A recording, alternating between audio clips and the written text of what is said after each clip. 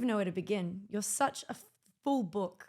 There's just so much to start. How about we start at the beginning? Tell me a bit about yourself. For anyone who doesn't know you, what do they need to know? What's there to know about Leigh? Well, I wish I was a bit more interesting than what I read about myself. Like I don't think I'm an overly interesting kind of person.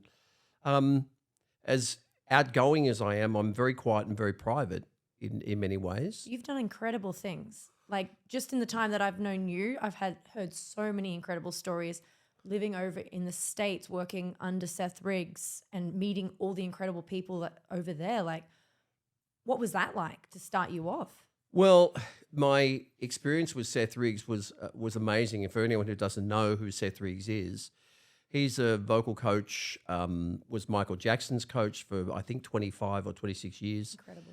Stevie Wonder went to him in the 1960s. Stevie had corrective surgery, had nodules removed, had to find a more correct way to do what he does.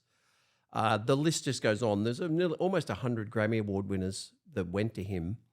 And the story of how I met him was I was in a competition. The only singing competition I've ever been in my whole life was a thing called the Australian Singing Competition in 1987, I think that was. What'd you have to sing? Well, yeah, that's a very good question. Oh, I tell you what, I ended up singing in the grand final. By the way, the grand final was held in Sydney, and the special guest that gave the awards away was Billy Joel. So no pressure, right? You know, and I sang Lately by Stevie Wonder in the first half with the Sydney International Orchestra. It was I think from memory, maybe a 40-piece, something like that.